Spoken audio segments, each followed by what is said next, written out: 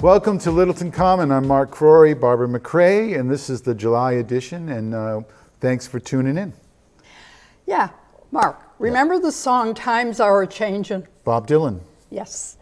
I think it applies to Littleton, don't you? Oh, yeah, sure. Sometimes we old folks are told we don't like change. Maybe, but some good things are lost with it. My generation had many simpler things, and it's fun to reminisce about them. Young people will do the same about their youth. We do have some good memories, and you being a real Littletonian will have more than me. But we moved to Littleton about 40 years ago after having lived in Missouri, Colorado, Georgia, North Carolina, and Nebraska. Wow. My husband went on to Saudi Arabia, and our children and I stayed here. My first small town gift was being introduced to people at the Newcomers Club, and that was a wonderful experience, but it's not active anymore. Too bad, I wish it was. Especially when we're getting more and more new people. We enjoyed that connection with the town. And after all our moves, all I wanted was to be in a small town, in a house with a picket fence, and able to join the PTA. So the welcome atmosphere was greatly appreciated. After we had lived here a while, we moved to Italy for 3 years, and so many believe you can't come home again. It's not the same. But for me, home was here, and I felt good about it. I had been here for a week and was looking out the window at the falling snow and saw a young boy delivering papers. And it was a true Norman Rockwell moment. Another fun thing was that we had our newspapers delivered to the door by a teen on horseback. Loved it. So with all of that, it was a small town, and we are on to another larger future of other things to remember. You have so many of the old memories. I do. You want to share? Sure. Let's go down memory lane for a minute. Well, yes, I grew up here. My parents grew up here, and their parents were the ones that moved to town. So, kind of third generation Littletonians, and a lot of changes over the years. We used to, of course, before internet and things like that, people went outside and played, and Right. and you met at the park or the basketball court or baseball field, and just Outside doing exercise a little more. just had pickup games. I used to ride my bike all over the place. I had one of those handlebars you could do the wheelies on. One of those, and the banana seats. Do you remember those? Yeah. But my parents, I think most people in my generation had the general rule of when the lights came on, the street lights came on, you should be home by then. And that's kind of what it was. My parents didn't really keep close tracks on where I was, because they knew if I was misbehaving, some other neighbor or somebody in town who knew my parents would, tell them or smack me on the side of the head and say, stop doing that. It was okay then. But the thing that about Littleton I remember, and also someone told me just the other day, one of the reasons they moved here, I guess they lived in Bedford or something, and they came to the candy store that used to be near the Baptist church. And I remember going there too, and the kids would all go there for candy, and that's gone. Yeah, the penny candy store, that was a staple growing up. Right. My dad worked down in the Donlands Plaza, so at night when my mom would go to pick him up, because we only had one car, Oh yeah. she would drop me and my sister off at the penny candy store on the way down to Donlands, and on the way back she'd pick us up. And sometimes, when it was something like that where it was just a quick, stop, we would go in and get the pre-made bags for 25 yeah. cents. And you had a little brown bag with 25 pieces of candy in it. And that was always a crapshoot. You know, like Yeah. you'd get 5 or 6 of the things you really liked. And Yeah. then you get the stuff that my parents liked. Yeah. Maybe that's why they liked me to get those. That's right. The pre-made bags. But Yeah. Well, we also had a diner here. A big diner. We had. Well, we had the diner at the Common, Right. which was a true diner, like an old railroad car type thing. Right. But we also had the Wayside Grill, which is where the veterinarian place is, Oh. past the high school on King Street. Oh yeah. Next to the gas station. Yeah. That's right. Yeah, that was called the Wayside Inn. Is a little, place to grab a burger and a milkshake and stuff like that. Right. And my mom actually worked there when she was growing up. But And we had the- Rosley, the Rosley Motel, which was down past on the way to the dump, Okay. or now they call it the transfer station, but we would call it the dump back then. Yeah. But anyway, the Rosley was a little motel. It was, Right. had an ice cream place, soft serve, Oh, which yeah. was great because Kimball's when I was growing up, Kimball's seemed like eternity away, even though it was only in Westford. But the Rosley was right up the road. So if the parents wanted to go take us for ice cream, we'd often go there. Yeah. There was a lot of music in town too, right? I mean, because people met more and we had neighborhood parties more, which they don't do. A lot of things, these things we don't have anymore, we don't do anymore. Right. It's fun to remember them. It's too bad that we expand so much that now I can drive down the street and remember, oh, so-and-so used to live there.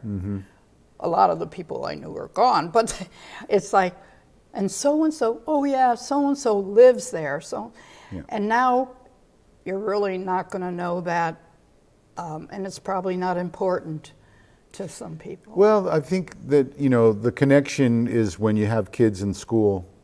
When you have school age kids, parents get together. They know, where all your classmates live because, you spend time at their house or whatever. So once you get out of high school and people move on, that's when you kind of lose that connection of knowing where everybody lives. Yeah, and the town starts growing with new people. And new homes and new developments. And they're not interested in, today probably, the little candy store, because I'll go to the mall and or the store and get. Well, you think so, but everything seems to go in cycles. My son is now collecting records. Now, I get rid of my records. I had a very big 45 record collection because I was a DJ and stuff, and we used to DJ with 45s. And so I had a massive collection. I got rid of it all because I figured I can get it on CD or download the music now. Right. And now I'm kicking myself because my son is into vinyl. And all of the artists that he likes release the vinyl. And I would tell him, well, this is what I lived for growing up. You open up the cover and you can read all the words and just see all this artwork. And, Yeah. it was an event to get a new album. And I think over the years when CDs became popular and downloads became popular, people lost that. And now it's making a comeback. And so I think people do long for some of the old style things because maybe, I don't know if it was better, but it certainly was fun or more innocent or something. I don't know. It's just less complicated for sure. Yeah. I mean, but you saw it during COVID when people were locked in and they didn't have contact with others. That really hurt people. People got depressed. People got just it was a miserable time to be because we're made for connections. That's what we're here for. People are here for us to connect. Really. And we need those events. I wish they had the Newcomers Club Yeah, today. I do Wouldn't too, that be because I think it was really nice coming to town And they would have gatherings, you know, and so Alan being far away, it was great for me to meet couples and other women. And then, of course, they had the women's club then too, which women then started to go to work, and that kind of fizzled out. We still have the garden club. That's an oldie. That's still here, which is fun to be in. And also, it's a good social time. And actually, the women in this agree that that is a time to get together with other women. Men are invited too, but you know, to enjoy the day or whatever they're doing.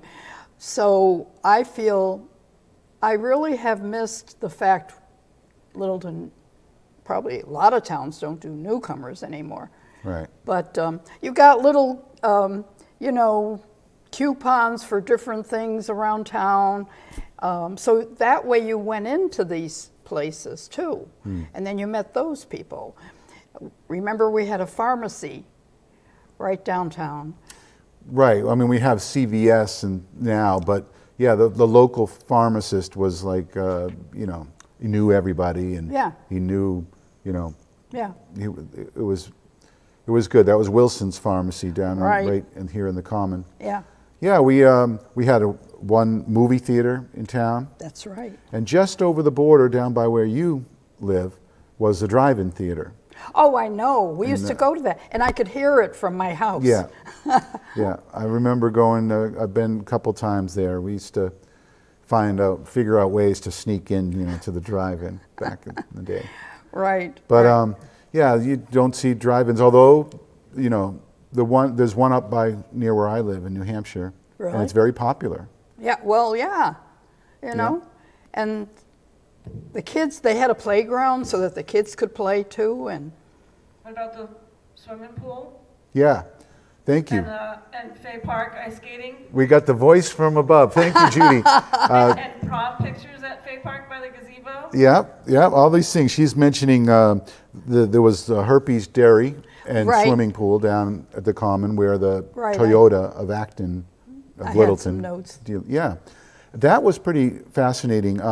That was just a little bit, I went to the pool a few times, but then it kind of closed down when I was in my teens. So I didn't have too much exposure to it, but you talk to a lot of people, and you know, Herpes Dairy, they had milk delivery back then. The Delldale would come to your home and put the milk and cream on your doorstep. I liked that. And they had little bottle caps that came with these milks, and if you saved the bottle caps, if you had 5 or something, you would bring them to the pool and you'd get free admission into the pool. Otherwise, it was like a dime or something to go in there. But yeah, the Herpes Dairy, which was, you know, made milk and stuff. We also had the egg factory. I was thinking of that too. That fascinated me when I came. You know, all of that was new to me. But even though in the States we had lived, we still, well, we were actually, you know, with the military, so we didn't do a whole lot of, I did a lot of in-town things because I had an art gallery and joined Women's Club in North Carolina. I think I was the only Yankee in this club, but anyway, and military wife. But anyway, coming here, it was like you could relax. Now, my parents came to visit me, and my dad was very protective, and he started putting locks on all the doors, you know, so that I'd be safe while the children and I were alone. And I got angry because, and I took them off when he left because I felt, I like this town and I feel comfortable, and I don't want to, you know, have these. And it was the right thing to do. Right. And now I'm sorry I didn't say thank you instead of, you know. We do that. Yeah. But well, when I was growing up, the library in town was what is now the Historical I remember Society. That. And you know, this is a book that the Historical Society, you know, puts out, and you can see their building on the Houghton or Reuben Hoare. Was that the Reuben Hoare building? Yep. Or the Houghton Memorial Building. I think that's the name of it. Yeah, that's what it was. And anyway, that was our library, but if you want to check out some history from Littleton, go there. They're constantly changing like the monthly or the seasonal display. Right. And they have different things. But this is a book that you can get. It's got all sorts of old photos in it, which are just a hoot when you look at some of these things. And especially for people who have been around a while, and you see some of these places, and you're like, wow, I know exactly where that is or Yeah. where it was. Well, it might be fun for new people to see what was here, what it Right. was like, how it grew, in fact, where it started and it grew, and Yeah. how it's growing. Yeah. And that's the only thing as an old person I'm saying, I don't mind the change, I don't mind growing, but huge and, fast is Right. kind of hard to take. It is. I mean, there's that fine line of the old time people want to keep it, with the open fields and the farms and the things we grew up with, because that's what we're used to. Right. But as they've built more developments and more people have moved in and the population has grown, the taxes are really high. Yeah. So in order to, make sure the taxes stay low, you have to have businesses. And that's why we have like the Point, which I'm not against the Point. I like the Point, Yeah. especially the movie theater. It's pretty awesome. I don't mind it, it's not in the common, Right, it's right. just a little ways away. But that's just, that type of thing is the way that we're looking at in town to lower taxes for people, Yeah. to make it a little easier, and especially for the seniors, because they're paying quite Yeah. a bit. But there are opportunities for people to get together, and one of them is this Sunday, in July would be Sunday, July 23rd, and that's the date for the Rotary Club's Appleman Triathlon. Right. And it's their biggest fundraising event of the year, and they need your help. So if you have some time to spare, would you think about volunteering for this great event? You just go to www.applemantriathlon to find how to sign up and to volunteer. And as you know, Barbara, a triathlon is biking, swimming, and running. And I have my own version of a triathlon. It's eating, drinking, and sleeping. And I've been training all my life, and I think I've gotten to an elite level at this point in my life. So what other events do you have going on in our small little town here? Well, we have third Thursdays, and those are events that are put on each month during the summer at Fay Park from 5 to 7 p.m. There are lots of crafters and artisans showing their wares, as well as local, nonprofit, and town departments who have tables set up for you to check out. There are also games for kids, food trucks, and live entertainment. It's a great opportunity to mingle with your friends and neighbors, and also to meet new people and talk to, people who come to this. I do want to mention that maybe in August, Cable will have their table there, set up there at Third Thursday. Yeah. And we're thinking of maybe an open house after that, because people should come and see what we do here and the studio, and Right. enjoy that too. Yeah, I often get a lot of people who say they've never been here when they come in for a tour, like I didn't even know this place existed. So Right. yeah, that third Thursday is a lot of fun.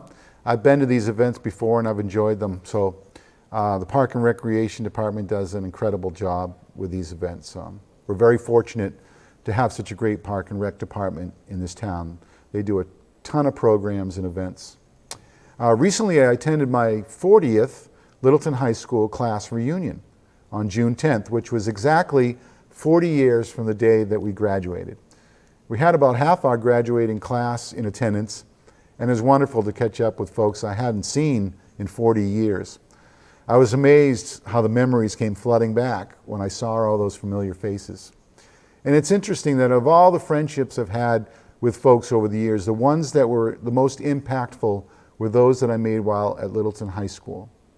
So hopefully we'll all get together again soon and not wait until our 50th reunion to do so. Well, believe it or not, last weekend was my 60th high school reunion. Wow. And It was an all-school reunion, so that you had all the different grades. And it's in Connecticut because I graduated from Milford High School. So, and I love seeing So people you that- went. This time I didn't, but I've been going, and I do enjoy. It's funny how they have a whole different idea of what they did and you did, because I was new to town when, moving to Milford, and I was in the 6th grade, I think. I was the tiniest kid there. All the girls were tall, they wore lipstick, and my dad wouldn't let me go that wet route. Now You got back at him, didn't you? Well, I came back tall and taller than some of them, and I went, oh, this is really fun, But anyway, That's great. Another fun Littleton event is the Caliva Club monthly breakfast at their facility on Fort Pond. That is really great. We always make sure we go. Nice. I love the scenery. Many of you probably are not aware that they host a breakfast once a month on the 3rd Sunday from April through November, and from 8 a.m. to 10:30. And in July, that date is Sunday the 16th. You can get eggs, home fries, bacon or sausage and toast. Oh, this is good for you, right? Or pancakes, bacon or sausage, coffee, orange juice, and pulla, which is a Finnish sweet bread. The adults are $10 and children are $6. Wow. Have you ever had Pola? I've had it there.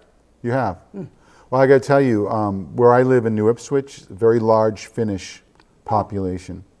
And they have farmers markets down in the local store, and sometimes I go there because they do the bread right, It's good, It's so really. good. Yeah, it's delicious. And you got to get there early because they sell out so fast, But some of these women, first of all, they all have big families in New Ipswich where I live. I have 6 kids, so I kind of fit in, but I'm like the low side of the numbers, 8, 10, 12, 13. Our neighbor down the street, 13 kids. Yeah, Wow. It's amazing. And everyone's kind of related, kind of like the Crorys in Littleton. So, but because my kids are all blonde and blue-eyed, they they're fit Finnish. in, but we're not Finnish. But anyway, it's great. So we have been reminiscing about Littleton and the old days on this show. So who better to talk about the good old days than local historian David Whitcomb? So I sat down with David and he took me on a trip down memory lane. All right, I am very excited today to have David Whitcomb with me. David, thank you so much for coming on the show and as I said, taking me down memory lane because that's where I love to live, down memory lane. And I grew up in Littleton, parents grew up in Littleton, grandparents were the ones who moved to Littleton. You've got me on that area now. Just a bit. Yeah, tell us what you got going on, because I know you wanted to start off the show by saying something. Okay, I wanted to start by just talking about history in general, and then go to the Littleton history. Yep. I found a couple of quotes. Well, actually, one was from Winston Churchill, and he's very brief. There are hundreds of people that have stated history one way or the other, how history and present and future are all tied together. But Winston Churchill said, the future is unknowable, but the past should give us hope. All right. That's great. I had my own, I've had it for quite a while, and it's a little bit briefer, and I like it myself. Without history, there is no future, And that is true in many ways. right? I mean, the present doesn't even count. If there's no past, Yeah. you have nothing to build on, so there can't be any future. Yeah. To put it very literally, if you compare it to an automobile, your history is your battery, your starter is your present, and your headlights are the future. If you have a battery, then you can start. You can be in the present. You can start deciding. But if you don't have that battery, you can't start, you can't make decisions, and your headlights are forever going to be dim or out completely, and you'll never get ahead. I had no idea you were such a deep thinker here. You're really blowing my mind with this stuff. I'm gonna have. I thought it was going to be a light topic, but now Well, you're talking it will be. philosophy, and I don't know where to go with this. This just kind of sets the tone a little bit. One thing, this I think just came to me this morning, but it states how Littleton and all the other colonial towns began and how they are today and what they're looking forward to. We started out in Plymouth with woods. Then we went to clearings. And now we have buildings. Now, are we going to remember that woods lead to clearings, lead to buildings, and we build on that? Or are we going to revert and wind up back in the woods? We don't want to do that. No. We want to keep moving forward. Yeah. And we need that reminder all the time. We have to keep looking back so we don't lose track of where we're going. That's basically That's great. how I Thank you so I much see for that. starting off the show. That's Okay. great. That gives a lot to ponder. Okay. So, tell me about your family history. Like, who was the first to arrive in Littleton from your descendants? John Whitcomb arrived in 1636 with his wife and several children from Dorset, England.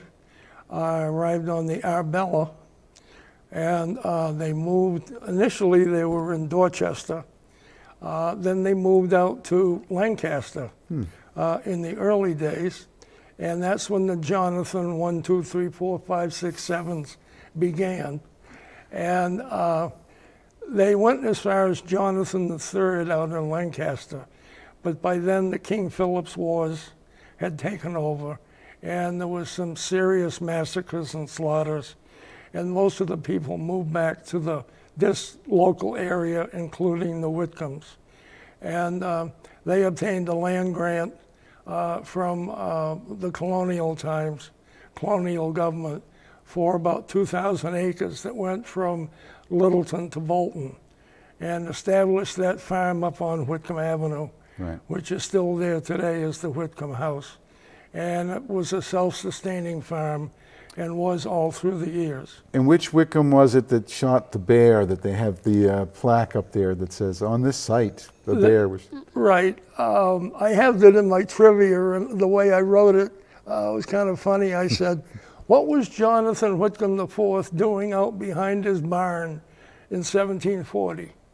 He was shooting a bear that had been bothering his cattle, and he dispatched it, and now there's a plaque chiseled in granite to say what he had done way back when. Yeah. And so That's that was pretty Jonathan neat. IV, I mean, yeah. not that killing bears is, but back then, you either killed the bear or the bear killed you. This wasn't, right. Yeah. So that's amazing. And of course, Whitcomb Ave was named after his family, or was that named after previous or future The Whitcombs? name started coming along probably in the mid-1800s, and they were named for different families in town. And with all the Whitcombs living basically up along that road, it became Whitcomb Avenue, just like Hartwell Avenue and Harwood Avenue and Foster Street and all the others pretty much went with the families that lived there. Yeah. So, Of course, King Street was named after my family. Right. Because we were the kings of Absolutely. Littleton. Yeah. and King Street was not named after the king. Oh, There was a gentleman by the name of Richard King. He was a citizen of Littleton. He's buried in the old cemetery at the Common. He lived from 1701 to 1773, and King Street is named for him. wow. So a lot of I did lot not of know people that. don't realize that it wasn't the king. Right, right. We were getting as far apart from the king as we could at that That's point. true.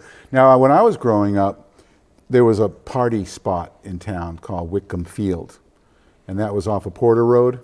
Yes. I'm sure that's probably because Porter Road goes off of Whitcomb Ave. So Right. that was probably your family's or descendants as well, the Whitcomb Field. Yeah. Yeah, that was like where the kids would go and, hang out, I Right. guess you could say, hang out. But, so we've been talking about the different things in Littleton, some of the changes, of course, but, some of the things that people didn't even realize we had, and you just told me that prior to somebody owned the, what was what we were talking about before the show? On King Street? Oh, herpes. Right, before the Herpes Dairy, the person who had another milk place, Right. a dairy, was on King Street. Where on King Street was that? Actually, the house stood there for a long time. It was where the basketball courts are today, Oh, okay. and Castle in the Trees. So the old Park and Rec building, remember the old park, I'm Right. talking about the house they demolished. Right. Actually, the fire department, I think, burned it as part of their training. Yeah. Actually, that was the central hall that they burned. Oh. I think they took down the Park and Rec house. See, I'm glad you're here to correct me Right. because I would. And I think it would was not get it right. 1983 when they burned Central Hall. Hmm. And I wish they never had, because it was a beautiful old thing, and it added so much to the center of the town. That was the center of town, wasn't it? Yes, it was.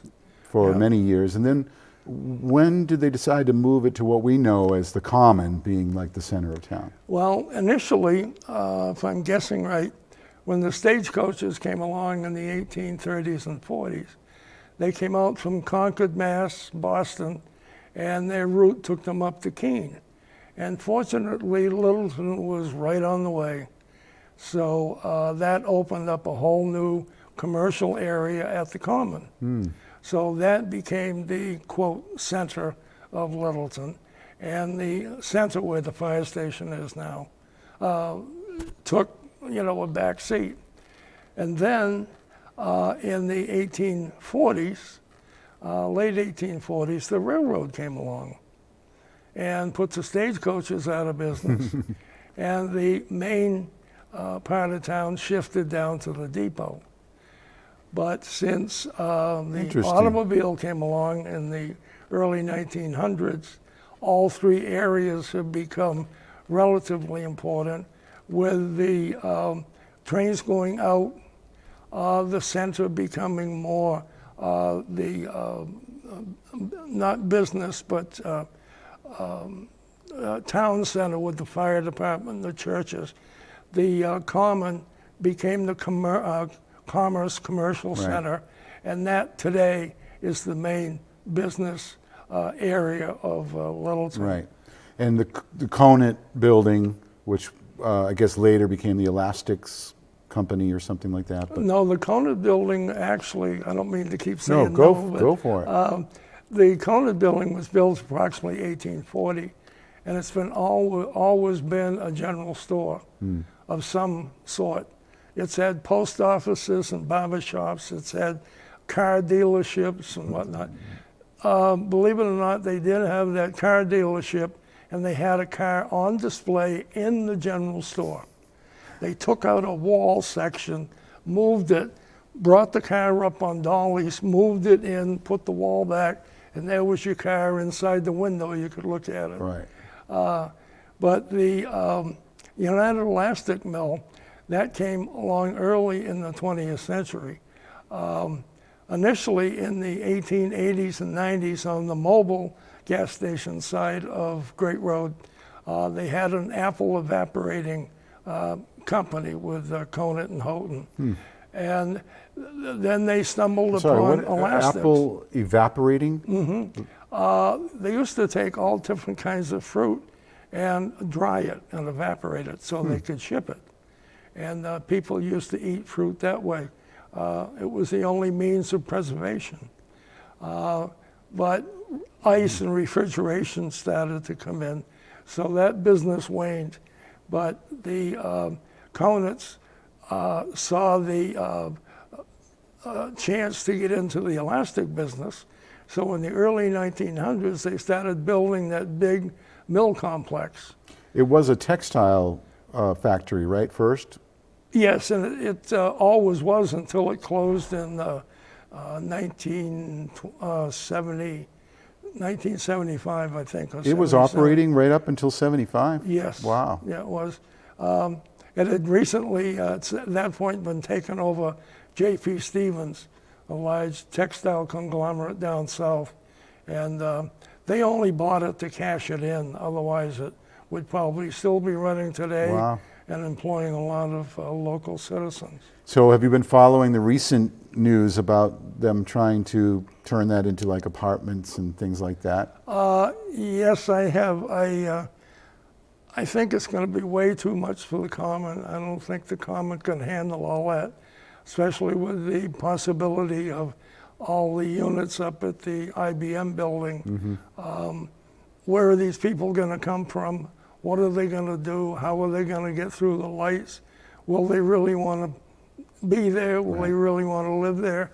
I hate to say it, but I kind of avoid the Common when I can. And now it's bad. Yeah. What's it going to be, in a few years if this all comes through? Well, the mill is it's getting old. It's not as safe as it used to be, and this is one situation where removing something might be in the better interest of the town. Removing a good structure that has history going way back, that continue to be utilized, we should keep it. Something like the mill, it's wood, it's got a potential problem. It should perhaps be scaled down, a scaled down amount of living units might work, or even making it a park and letting it go. Well, that'd be interesting. Why do we want to fill the Common with glass and steel and aluminum? Why can't we leave it as shingles and clapboards? Well, I guess all those questions and debates will be forthcoming when they have all the meetings regarding it. They certainly will be. Yeah. So a lot of what you're talking about and is in at least this book. Yes. And this is something that the Historical Society put out. Yes. Right? And I have my own copy. I see that you brought yours without yes. prompting. But this is fascinating to me. The pictures in here, I love it. I love to look at these pictures. And, I grew up, I guess, what you call the Depot area, even though I'm not quite in the Depot, but I was that end of town. By then, there wasn't much in the Depot except Johnson's store.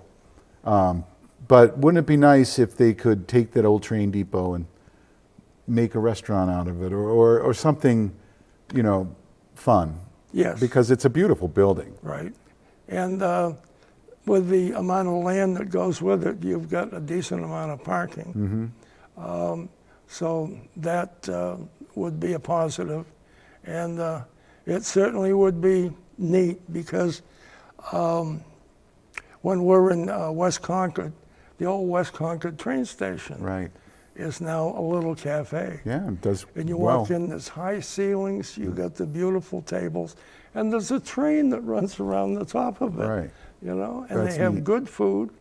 You have to hold on to your drink when the train comes by, but that's Yes, you that's do. a minor thing. Right? And actually, it's kind of interesting to see that the trains are still running and they come and go. Yeah. And you're having your bagel and coffee Yeah. and enjoying it all, and it's being preserved Right. and Yeah, utilized. that's a good and point. utilized as well, Yeah. put to a good use. And of course, in this book, they tell about the fire that happened down in that area of town that was, there was a train wreck actually that, exploded or got on fire or something. But that was crazy. Do you remember when that happened? Not quite. It was 1901. Okay, that's It was a couple before of your years time. before me. your time. Okay. Yeah, 'cause there was that a major fire in 1901. That was caused by they were still burning coal in the locomotives, and I think that's how that began. I'm not positive. But then we had the train wreck of 1956, And that really disrupted things at the depot for months, actually. There were rail cars all over the place. And what happened there? A switching problem? or- No, one of the wheel dollies under the freight car, the bearings burned out, and it turned sideways and got off the tracks. Oh, And it was doing fine until it got to the crossing at the depot, where it had the macadam filled in across so you can cross with your car, and it hit that, and the cars just went oh, everywhere. wow. So you had mentioned about stagecoaches coming through town, you know, and a lot of people may or may not know this, but if you go up Oak Hill, there is a rock there that supposedly the grooves in there are from stagecoaches, because I guess that maybe that was one of the routes to out to Fitchburg or something. was. Yeah. So with Littleton, was it still a crossroads community? Like from the Common, you could head up to Keene, or was Fitchburg the route to Keene back then? You know, like before Route 2. Actually, there were two routes. I think one went to Worcester, and one went to Keene. One came out of Boston to Keene. The other one came out of Boston, but it came up Mass Ave, and then came through Littleton over by Oak Hill, went around the base of Oak Hill where Tophet Chasm is, then went up the Harvard Road, took a right by Sawyer Lane with that beautiful old salt box, the great brown salt box Yeah. is, and headed out to Groton Junction, which most people don't know. That was Air, Mass, until Air became a town in 1871. Prior to that, it was the town of Groton. And it went out through Groton and went out toward Worcester, just like the rail cars do today. Interesting. So there were, and a little sidelight, it was very difficult to get that stagecoach around the end of Oak Hill and up the other side, and you were going up the slope to along beside Harvard Road. And old Moses Sanderson had a good, strong pair of oxen. And when the stagecoach got to his place, they'd pay a certain fee, and he'd hitch up his oxen Wow. and pull that stagecoach around so they could get moving again. Oh, that's great. So, That's awesome. We were talking, not you and I, but another staff person here, talking before the show about where Agway is. You know, did Littleton ever have a slaughterhouse that you know of? I know they have the auction where you can sell cattle and things, but I don't believe so. That's fairly new. Maybe the 1950s, I think. I'm not sure. yeah. But I don't think it was a slaughterhouse. The nearest one I can think of is Blood's in Groton. Blood Farm, And yeah. then they had the big cattle yard down in Brighton. In fact, Agway in Littleton replaced Brighton. They moved everything out of Brighton up to Littleton, where they have all the cattle sales and the auctions and that sort of thing. Blood Farm still operates. Oh in yes, Groton. very successfully. Yeah, yeah. Wish they changed the name though. It's kind I of know. it's a little morbid, but so let's talk about agriculture and some of the farming things, because you know, with your family, your original family that came here, most people were farmers. Yes. What's your take on the fact that we still have a few farms that are working in town, and what they want to propose, or maybe what do you think should happen with the orchard up on Nagog? I would hope that they could bring it back. There's got to be somebody out there, some group, some larger business that could take over. I've been meaning to get in touch with them. There's a gentleman up in Maine, John Bunker, who does grafting, and he does the old specialties, but he has his finger on the pulse of orchards all over New England and the Northeast. And I'm not sure if they've been in touch with him, but they might help. Well, that's the last one in town. Right. All the others are gone. Gone. It's worth saving, but it's come to a critical point. and something has to be done very quickly because that can turn in no time. Yeah, And well, then it's we getting don't- to the then critical we don't point. have any recourse. It's getting to the critical point now. Yeah. Yeah, I hope So- something can be done with it because it's a beautiful spot. Growing up there, I had friends who lived on that road, and you drive up there and go by and look at it. It was beautiful. Yeah, they're hopefully. I've gotten away from agriculture. In fact, I was never really in it. I started at United Elastic and I was a salesman. But it looks as though vegetables, like with Springdale Farm, they're expanding and expanding.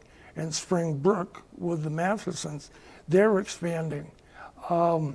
This might be the way that it could be a salvation for Nagog Hill, to convert some or all of it to a large vegetable operation.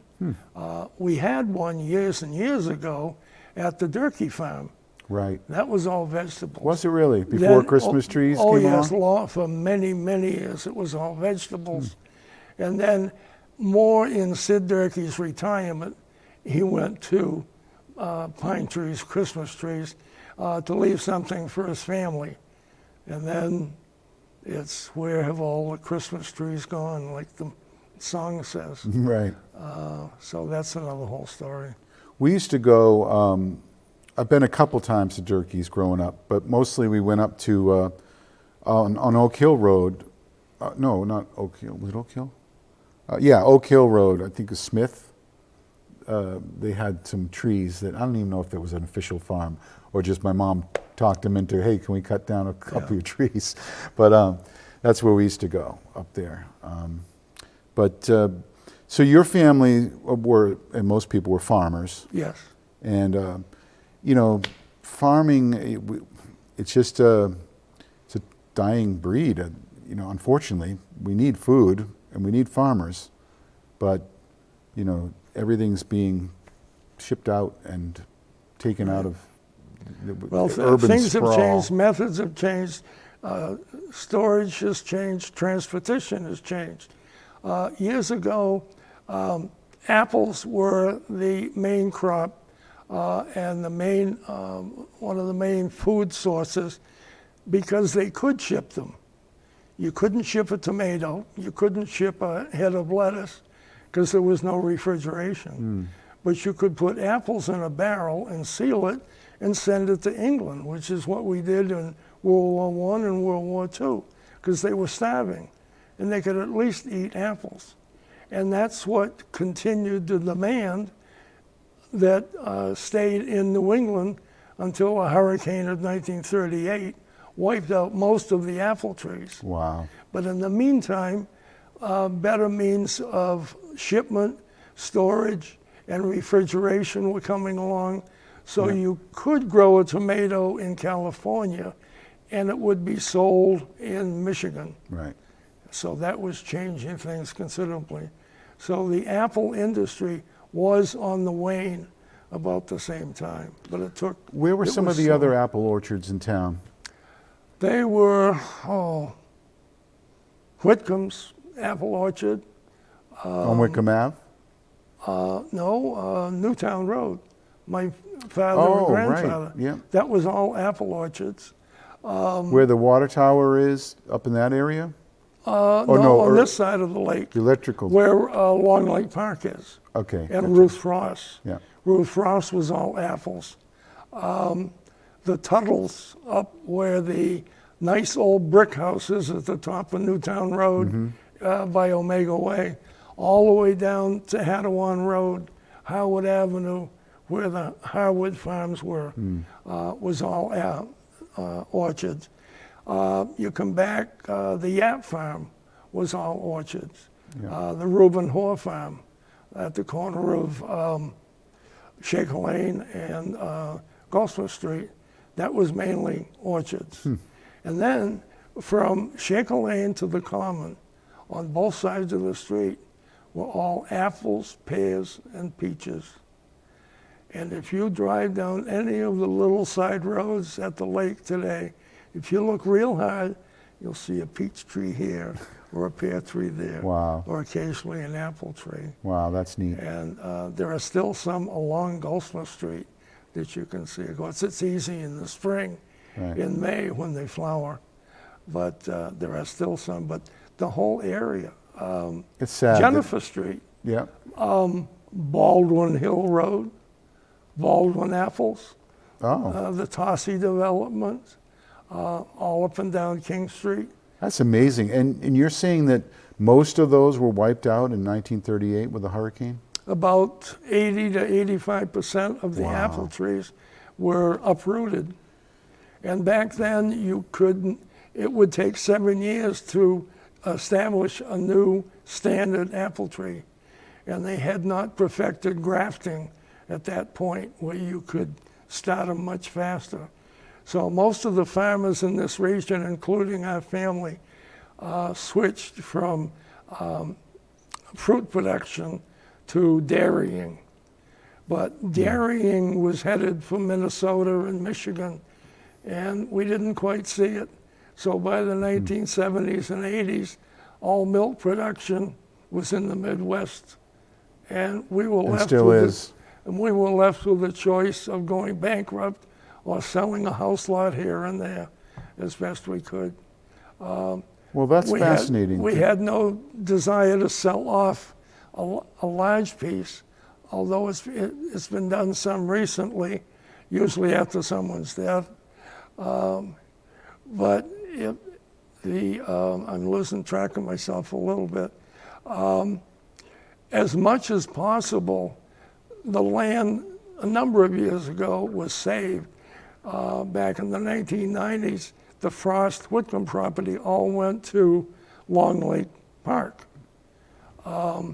Years and years ago, a large tract of land down on the Neshoba Road, Jack Kimball and other farmers donated large pieces of land to keep it in conservation. In fact, that's when the Conservation Trust began, was back in the 60s. Wow. With that first Wow. donation.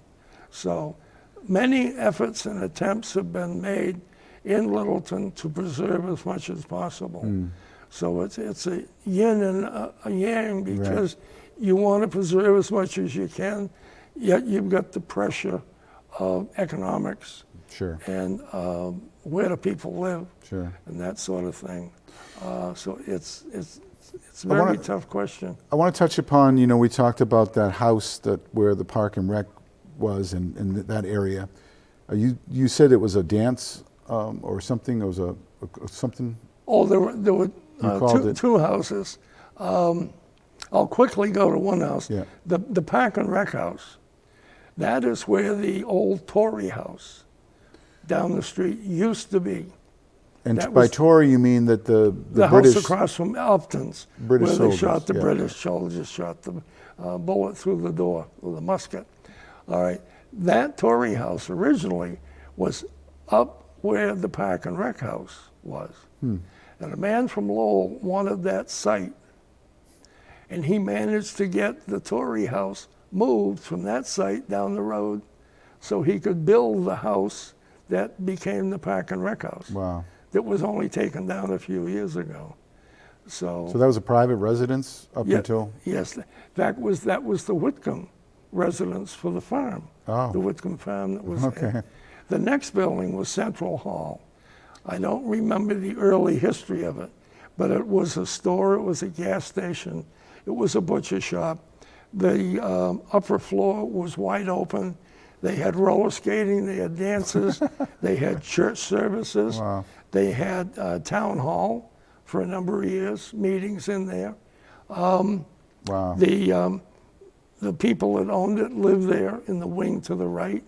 My grandmother's father, John Ware Adams, bought that in 1880.